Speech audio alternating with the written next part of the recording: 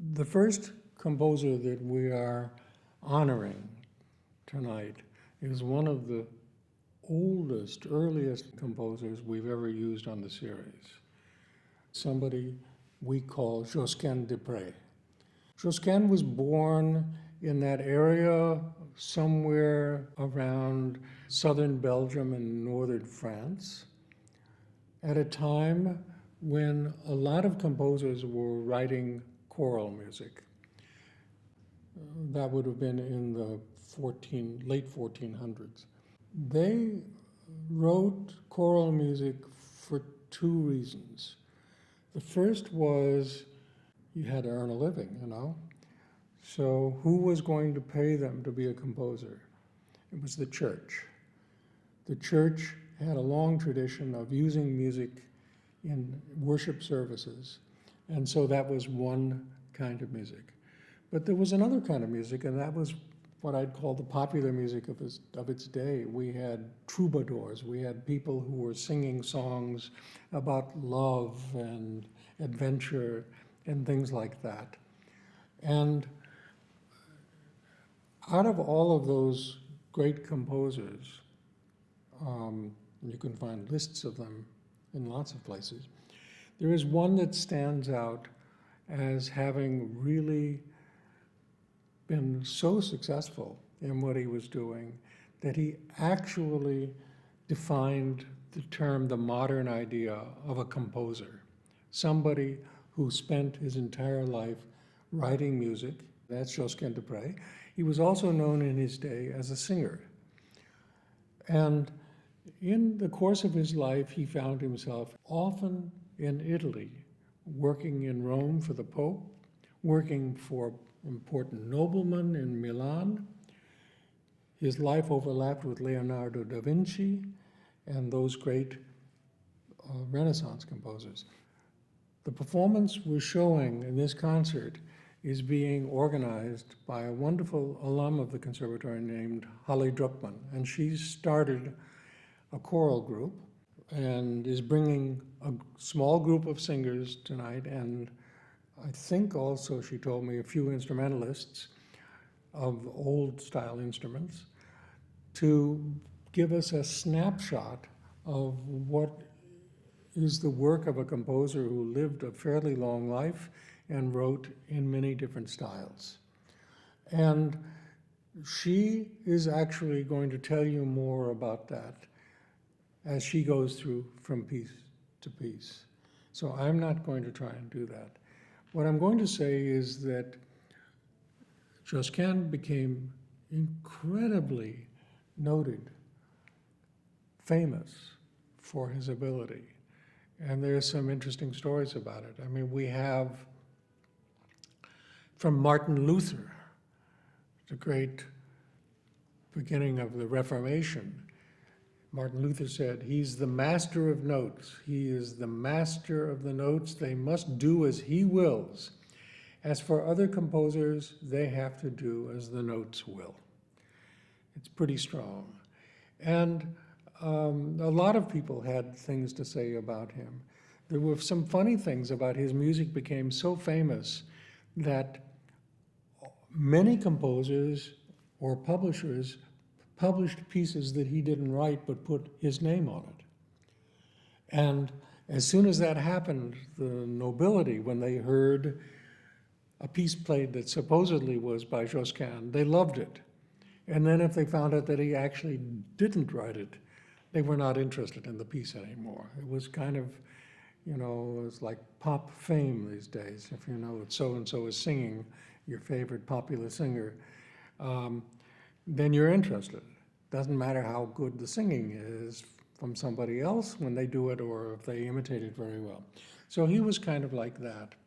And what we're going to hear in this concert is some examples of his religious music, some examples of his what we call chansons, songs of love, of adventure.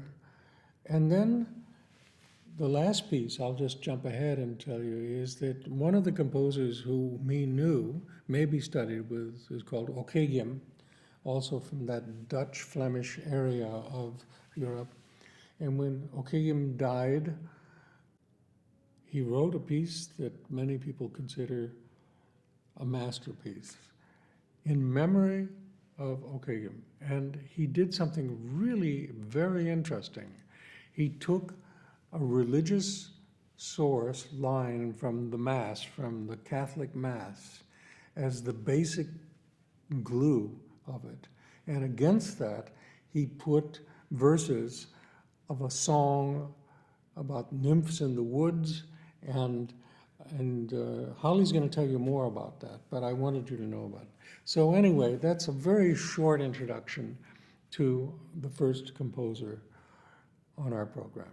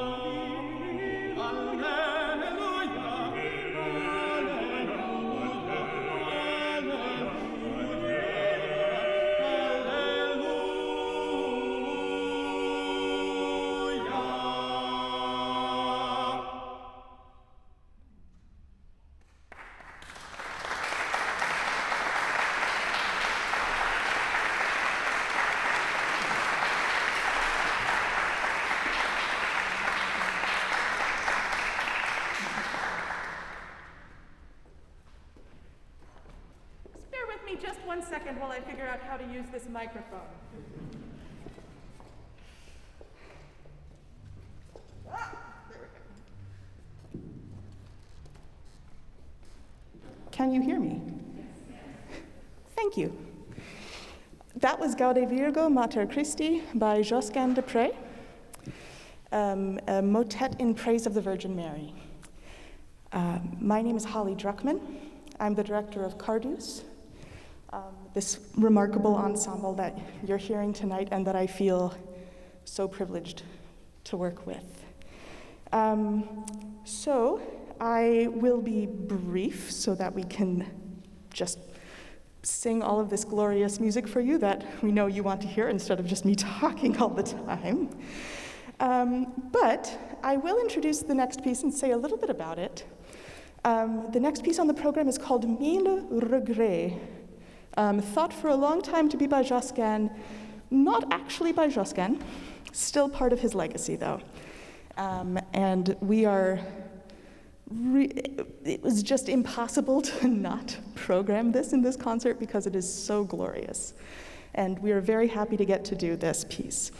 I want to introduce, before we go forward, also our collaborators, the Renaissonics, who are a remarkable instrumental Renaissance music group, and we are very lucky to get to work with them. This concert also, I know Larry explained a little bit the context. This is the 500th year anniversary of Josquin's death. And so Josquin is a composer near and dear to my heart. When I moved to Boston, honestly, one of my goals was to be able to perform his music in Jordan Hall with a group of my friends. It feels a little bit like a dream come true that Larry Lesser asked us to participate. So, thank you. Without further ado, Mille Regrets.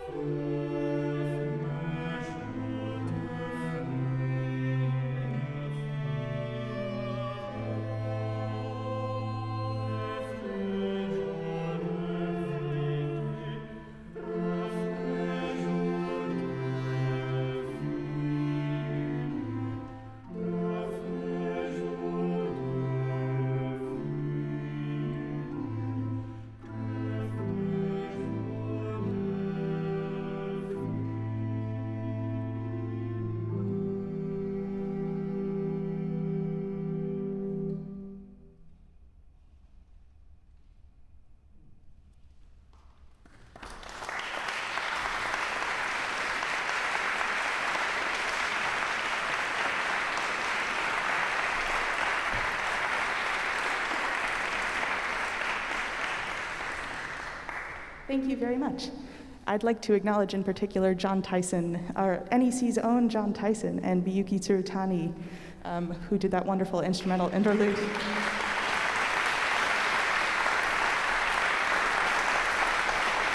Really beautiful. Thank you.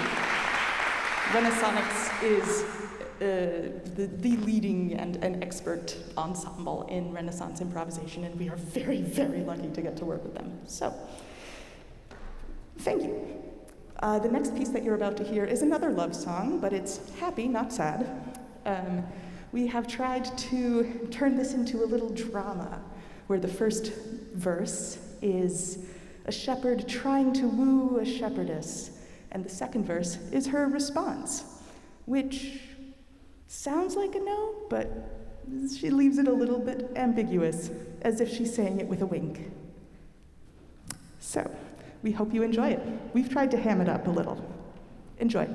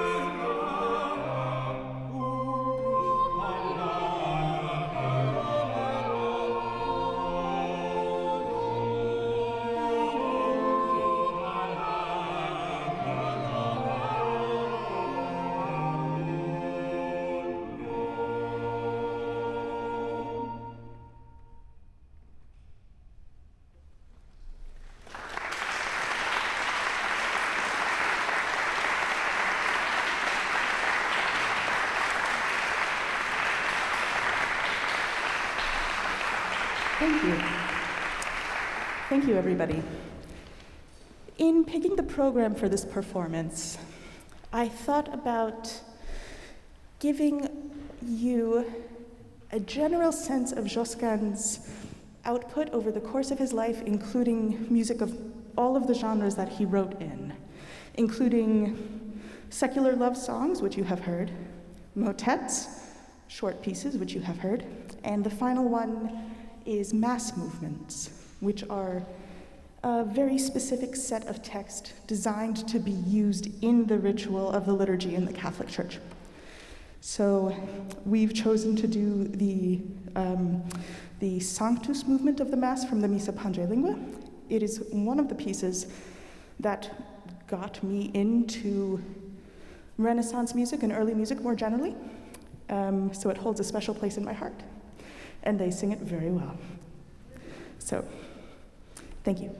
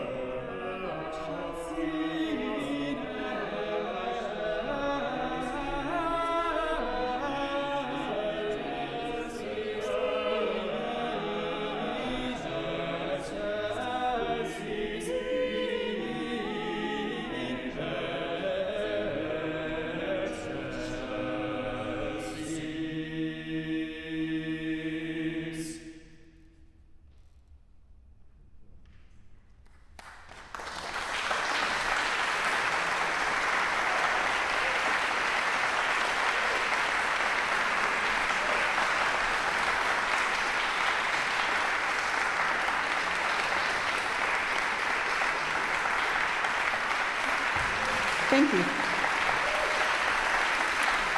Thank you. Our next piece that we have for you is just a very brief palate cleanser about a scorned lover.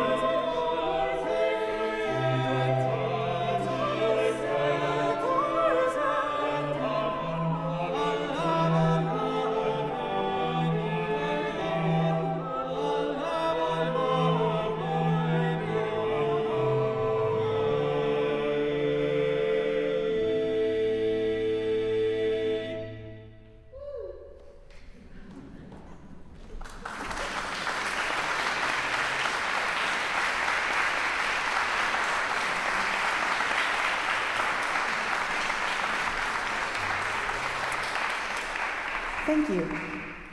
We have one final piece for you this evening, and it takes a little bit of explaining. This is a piece that Josquin wrote in memory of his former colleague and most likely teacher, Johannes Ogden, who is the voice of his generation, just as Josquin was the voice of his. This was a fairly common tradition, especially a little bit later on in the Renaissance. Several composers wrote laments in the same vein for Josquin. And I thought really, really hard about whether or not to perform one of those instead in Josquin's memory. But for tonight, I think the best way to do honor to him is to perform his music and perform it in his memory. I hope you'll agree with me. It's also a beautiful piece, so we wanted to do it for that reason. It is a hybrid genre. It's a motet chanson, so you'll hear a cantus firmus, the requiem chant in the background, and new poetry on top specifically composed for the death of Ogden. So that, I think, just about does it. Before we end our set, I wanted to say quick thank yous to, first of all, of course, Larry Lesser. I'm not quite sure where he is. I can't really see him, but thank you wherever you are, Larry. And to NEC and generally First Monday's Jordan Hall for having us. We're so thrilled to be back, and especially under such strange circumstances as the year that we've just had. I want to say thank you to the musicians as well.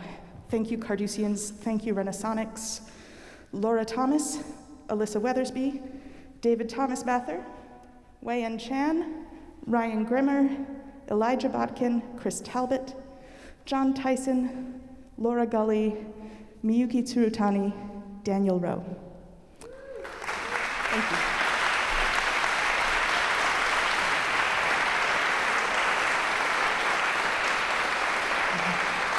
Thank you. And as we perform this next piece, I'm just bearing in mind what an amazing honor it is to be here and what a privilege it is to be here at the end of, well, as knock on wood, as we're beginning to emerge from COVID, and how important it is to grieve the people that we've lost. So thank you for coming. I hope you enjoy this last piece.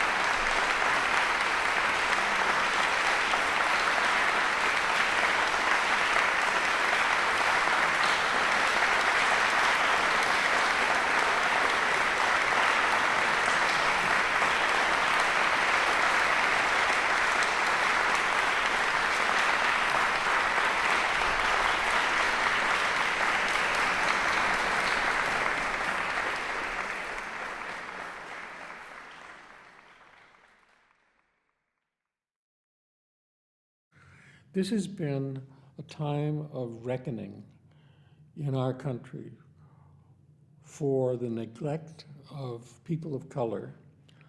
And in particular, we pay attention to it in the world of music. In this program, we're presenting a work by a remarkable American composer, great young composer named Jessie Montgomery.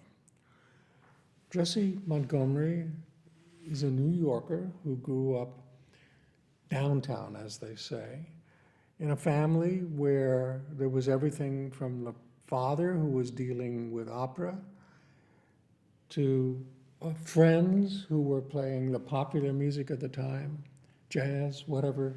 And she, in the middle of all of that, learned how to play the violin. And so, as a violinist, she was surrounded by so many different kinds of American music. And in fact, she went to the Juilliard School and became a classically trained violinist. In her early years of, nothing is very long ago because she's still in her 40s, she found outlets in playing string quartets. She was involved in a string quartet project in Providence, Rhode Island, also playing very much for people, disadvantaged people, and trying to bring them into an art form where they could thrive, and that was very successful. Then she joined a professional string quartet, the Catalyst Quartet, that had a lot of success, and then she began to write music for them. At a certain point, she had a kind of a reckoning. She said, I can't be everything. The string quartet is taking so much energy, and the composition is something that I really am passionate about. And in a way, the string quartet that I'm in is sacrificed to my wanting to be a composer, my being a composer. So she left the quartet, which wasn't easy to do.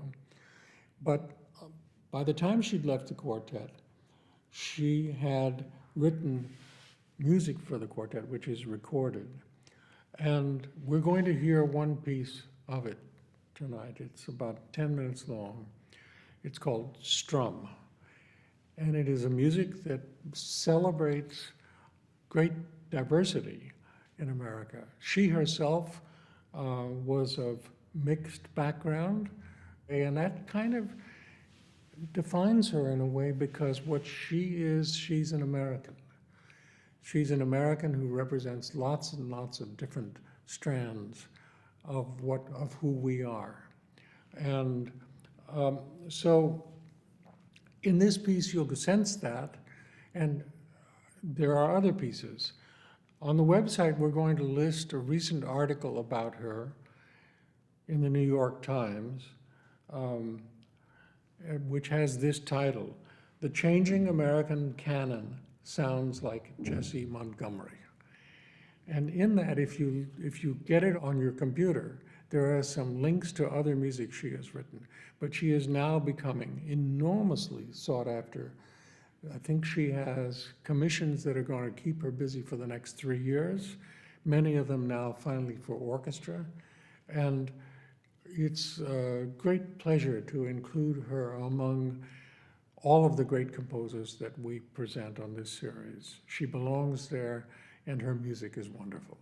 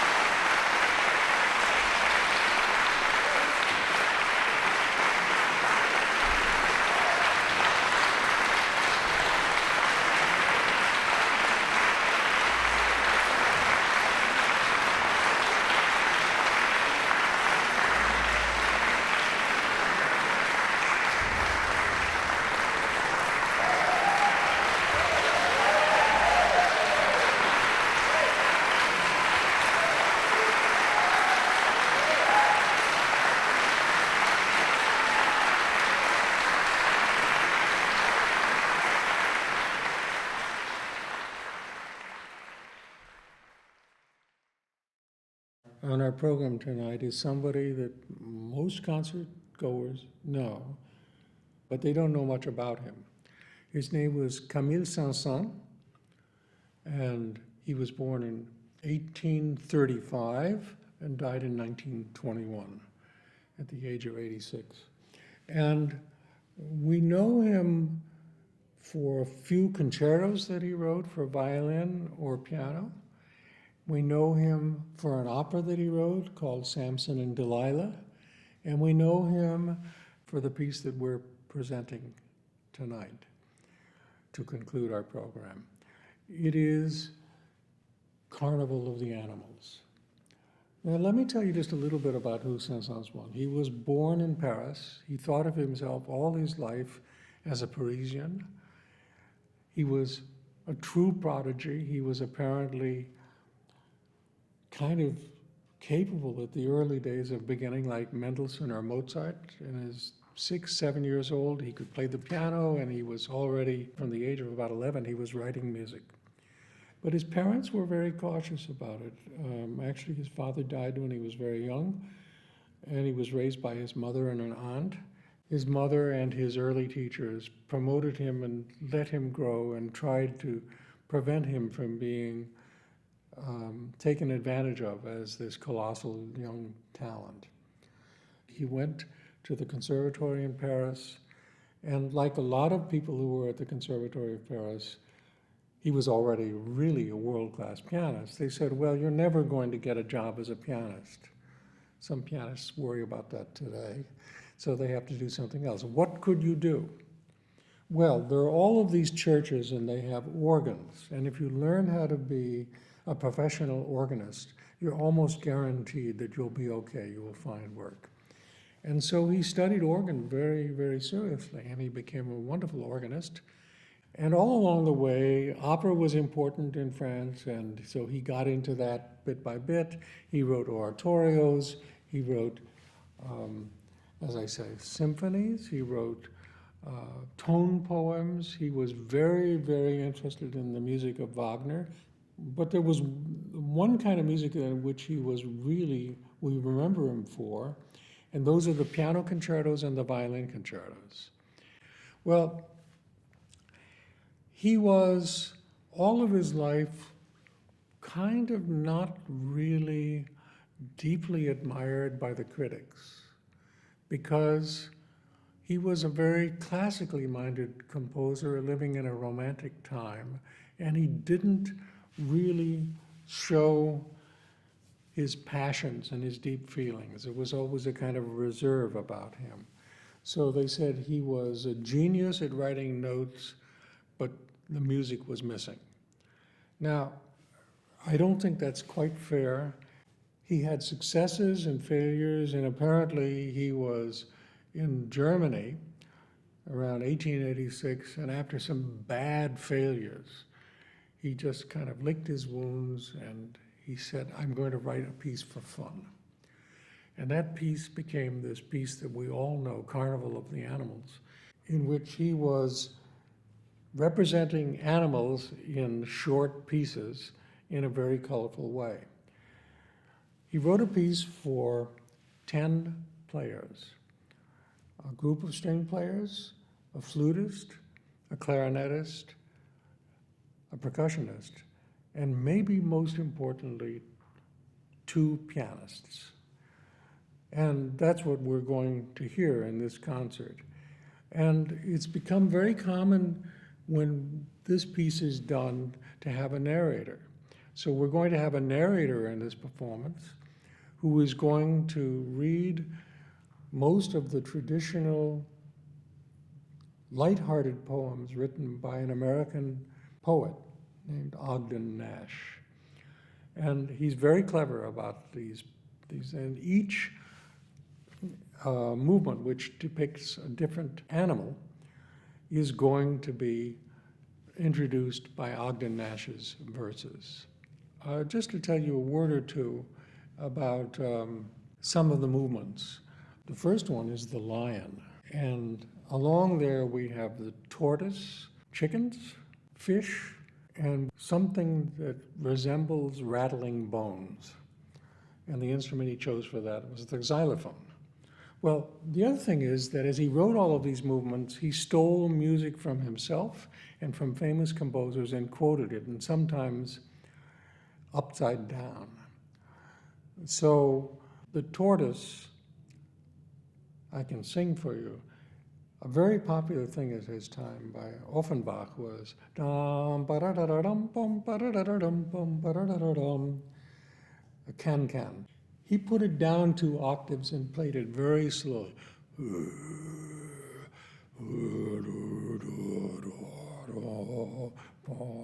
And that was the tortoise, moving very slowly.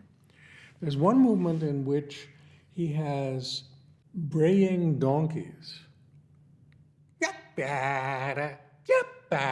Like that. And most people say in this particular movement, he was thinking about music critics. He thought that they made a lot of noise and didn't have much to say. So this is a fun piece, and we've put it at the end of this program as a way of really celebrating that we're all here again. One personal thing I can tell you, he wrote this Carnival of the Animals in 1886.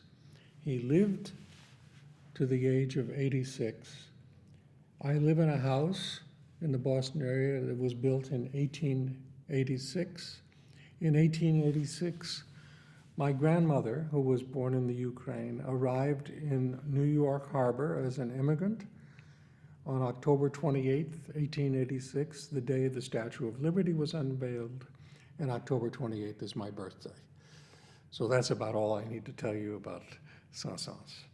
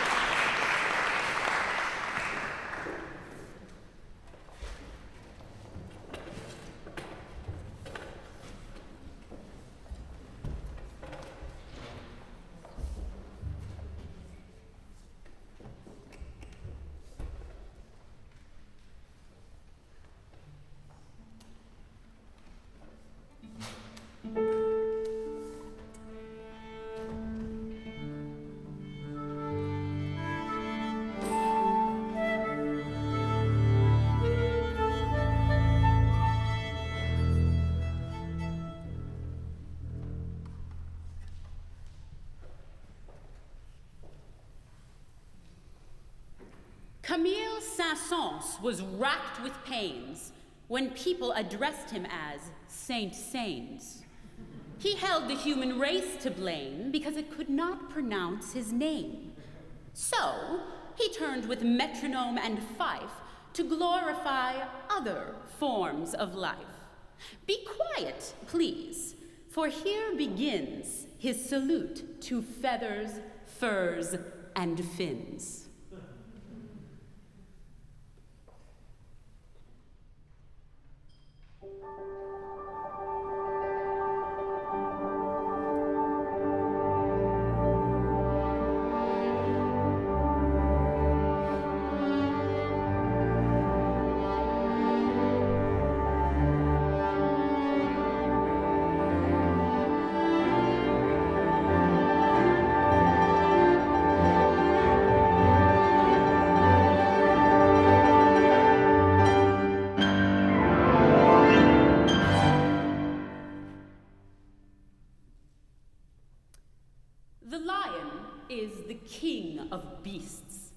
And husband of the lioness. Gazelles and things on which he feasts address him as Your Highness. There are those who admire that roar of his in the African jungles and velds. But I think wherever a lion is, I'd rather be somewhere else.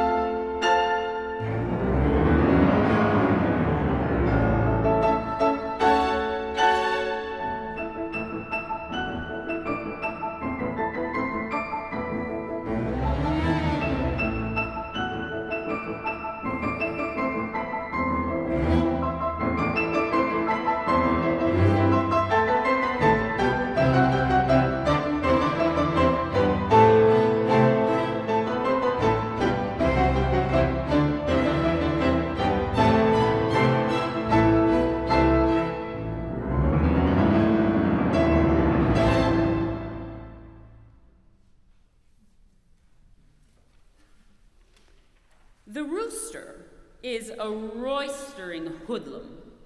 His battle cry is cock-a-doodlum.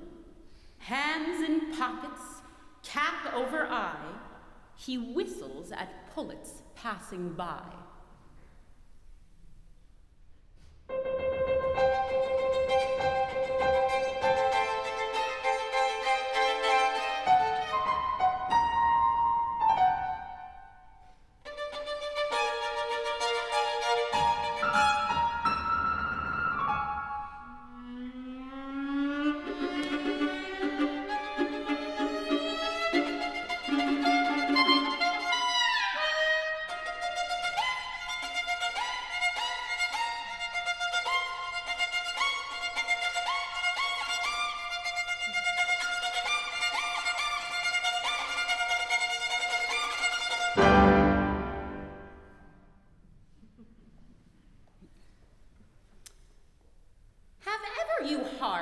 To the jackass wild, which scientists call the onager. It sounds like the laugh of an idiot child, or a hepcat on a harmoniger. But do not sneer at the jackass wild. There is method in his hee-haw, for with maidenly blush and accent mild, the Jenny-ass answers, she-haw.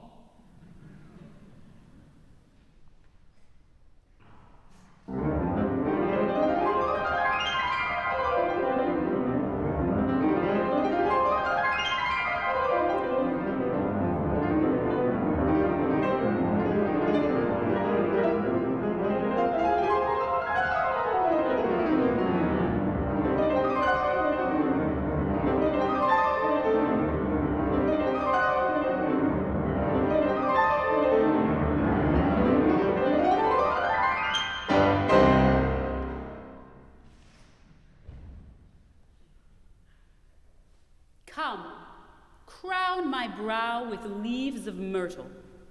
I know the tortoise is a turtle. Come, carve my name in stone immortal. I know the tortoise is a turtle. I know, to my profound despair, I bet on one to beat a hare. I also know I'm now a pauper because of its turtly torpor.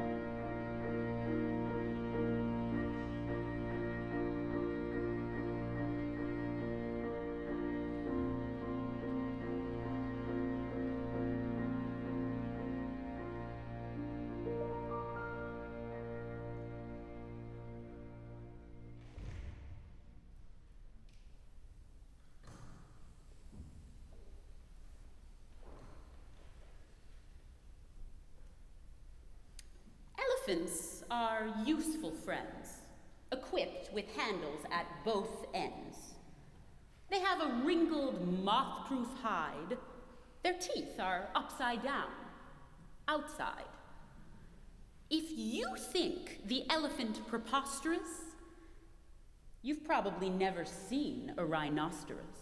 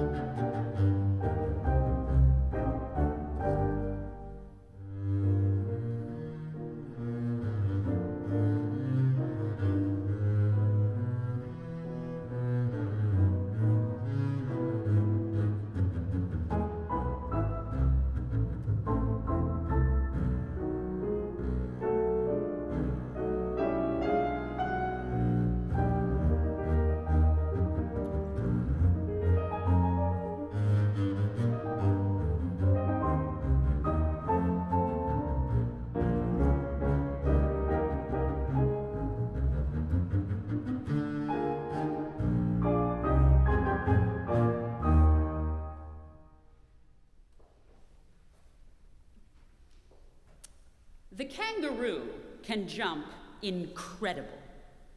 He has to jump because he's edible.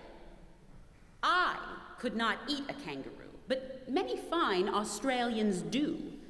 Those with cookbooks as well as boomerangs prefer him in tasty kangaroo meringues.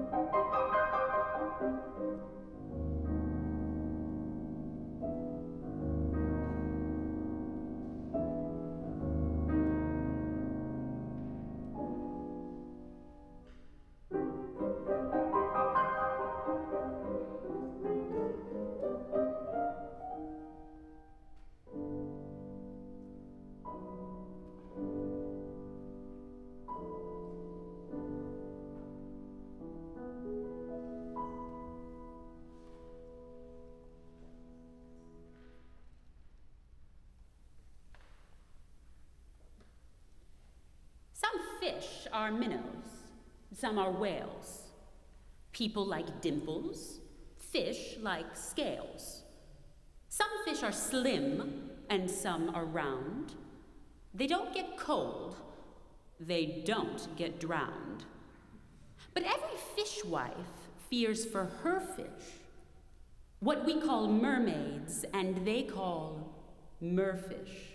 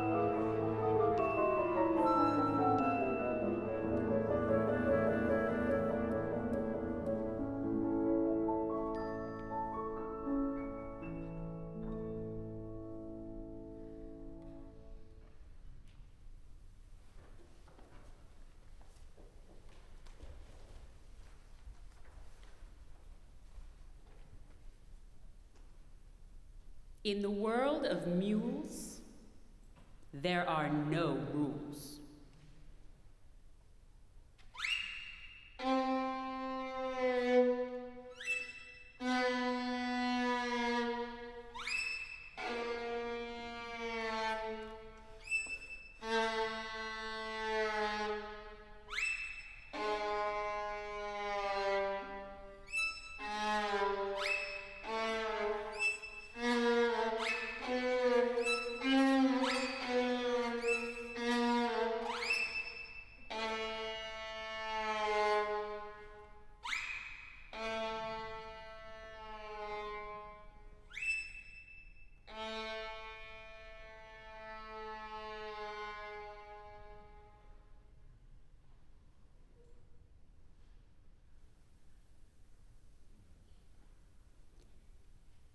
Cuckoos lead bohemian lives. They fail as husbands and as wives. Therefore, they cynically disparage everybody else's marriage.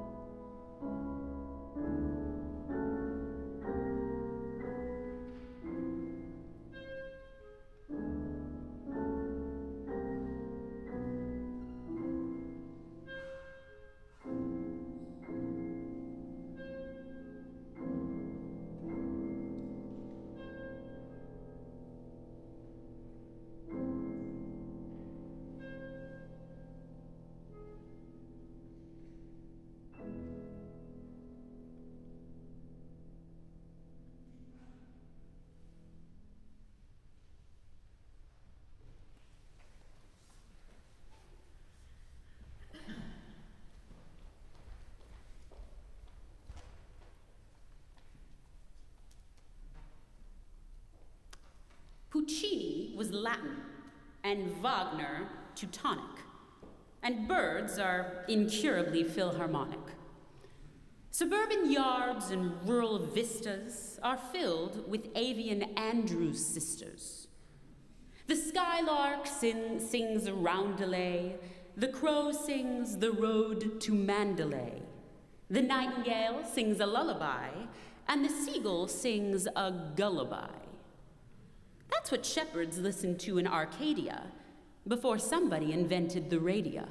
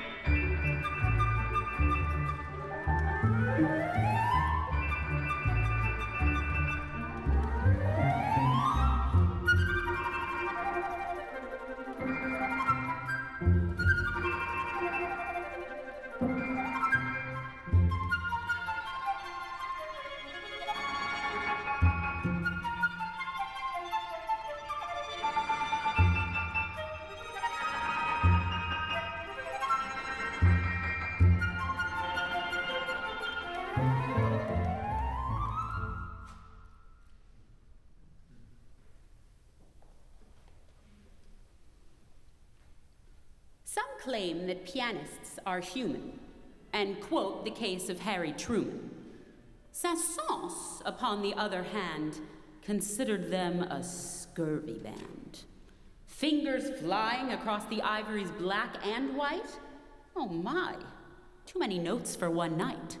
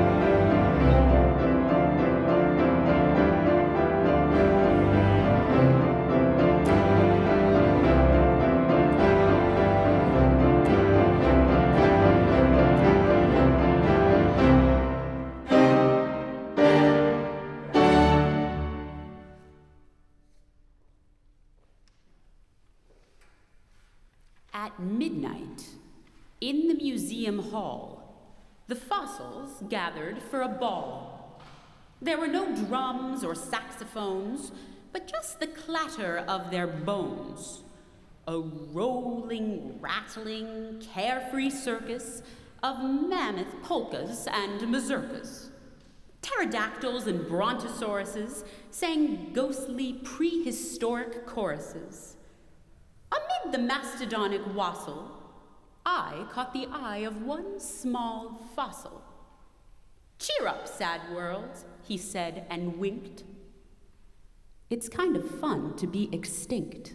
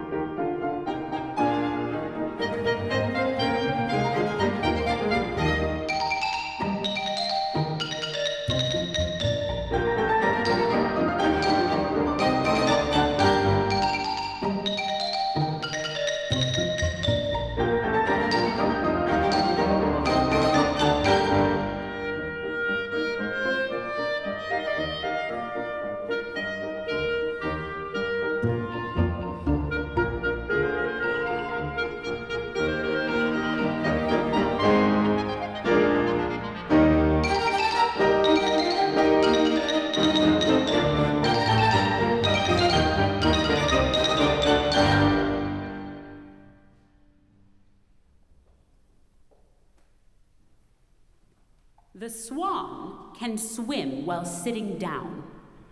For pure conceit, he takes the crown. He looks in the mirror over and over and claims to have never heard of Pavlova.